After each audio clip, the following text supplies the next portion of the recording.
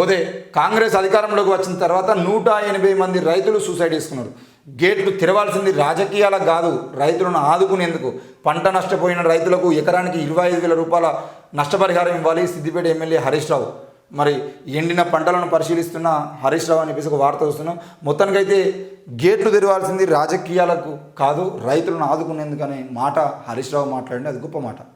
Yes, మీ ఎమ్మెల్యేల కోసమో, మీ MP టికెట్ల కోసమో, మీ పార్టీ బలోపేతం కోసమో, లేదంటే బీఆర్ఎస్ పార్టీని బలహీనం చేయడం కోసమో ఎమ్మెల్యేలను ఒక్కొక్కరిని కొనుగోలు చేసుకొని మీరు మీ పార్టీలో చేర్చుకునేటువంటి ప్రయత్నం చేయడం కాదు. ఎట్టి పరిస్థితుల్లో కూడా ఈరోజు రైతులను ఆదుకునేందుకు ఉన్న గేట్లు ఏమున్నాయో ఆ గేట్లను తెరవాల్సిన అవసరం ఉంది.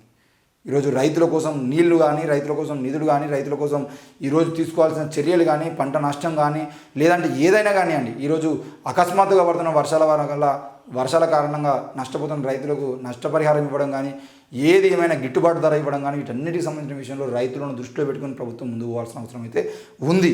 అది హరీష్ రావు చెప్తున్నాడని కాదు, హరీష్ రావు చెప్పినా చెప్పకపోయినా అది బాధ్యత, ప్రభుత్వ బాధ్యత. కాబట్టి ఆ బాధ్యతను నెరవేర్చాల్సినటువంటి బాధ్యత ప్రభుత్వం మీద ఉంది కాబట్టి మనం డిమాండ్ చేస్తాము. ఇకపోతే గోపన్పల్లి భూ సర్వే ఎవరి కోసం చేస్తున్నారు? అత్యుత్సాహంతో హద్దులు చూపిన ఆఫీసర్లు. 40 ఎకరాలు ప్రైవేటుకు అప్పగించే ప్రయత్నం జరుగుతుంది. నేటికి నిషేధిత జాబితాలోనే ఉన్నటువంటి ఆస్తి భూమి విలువ దాదాపు 3,000 కోట్ల రూపాయలు. సర్వే నెంబర్ 36లో భూ పందేరం.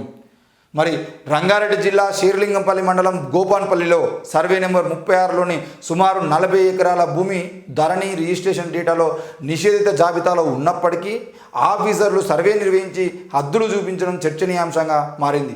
బహిరంగ మార్కెట్లో 3,000 కోట్ల విలువ చేసే ఈ భూమిని ప్రైవేటు కంపెనీలు వ్యక్తులకు అప్పగించేందుకు ఆఫీసర్లు అత్యుత్సాహం చూపిస్తున్నారన్న ఆరోపణలు వినిపిస్తున్నాయి. మరి ప్రైవేటు కంపెనీలు కానీ, ప్రైవేటు వ్యక్తులకు కానీ ఈ గోపన్పల్లి భూములు ఏవైతున్నాయో ఆ భూముల్ని 3,000 కోట్ల విలువ చేసేటువంటి భూములు, దాదాపు 40 ఎకరాల భూమి 3,000 కోట్ల విలువ చేసేటువంటి భూమిని ఈరోజు 300 కోట్లకో అవసరమైతే 30 కోట్లకో ఈరోజు ఆ భూములన్నింటినీ కూడా ప్రైవేట్ కంపెనీలకు అప్పేపాలనే ప్రయత్నం కాంగ్రెస్ ప్రభుత్వం చేస్తుంది. కాంగ్రెస్ ప్రభుత్వంలో పనిచేస్తున్న అధికారులు చేస్తున్నారనే విషయం మనందరం అర్థం చేసుకోవాలి.